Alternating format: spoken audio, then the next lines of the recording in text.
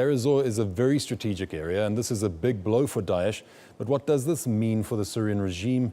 They've broken that siege and retaken one of Syria's largest oil fields in less than a week.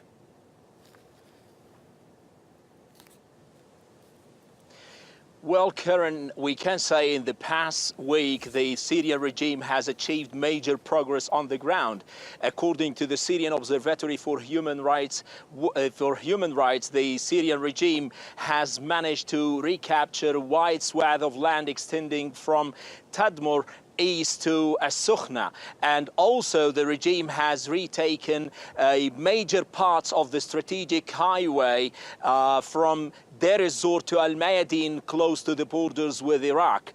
Recently, as you've said, the regime has retaken one of the richest oil fields, the biggest oil field at Taim in the province of Dier Az-Zor, a step that is perceived by the regime itself and many observers as a major triumph on the ground. Now, the SDF, backed by the US, have just launched a fresh offensive against Daesh in Dier Az-Zor. What more can you tell us?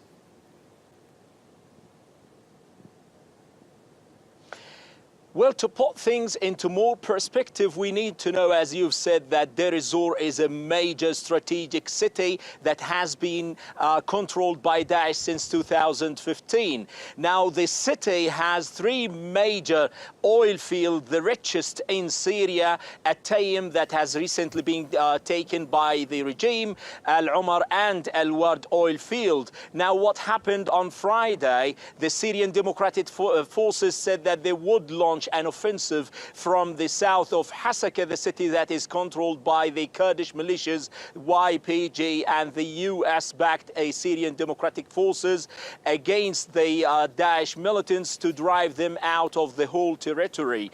Now, this offensive would give them more momentum and legitimacy as the major combatant of the terrorist organization, and it would extend their span of control on the territories in the west of the Euphrates River. That would definitely increase Turkey's concern as well.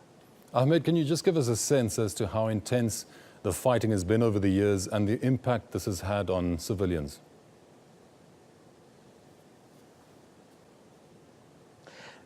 Well, the civilians are the most vulnerable category in the whole fight. They've been forced to evacuate their cities.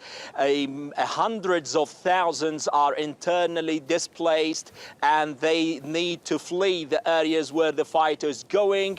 They're either trapped in the territories controlled by Daesh, and whenever they flee, they do not find the shelter. So they're the ones who mainly suffer, and they were asking for corridors, safe corridors, to leave the cities in order to find other places to settle in till this conflict is resolved. That was TRT World Middle East correspondent Ahmed Al-Burai speaking to us from Gaziantep.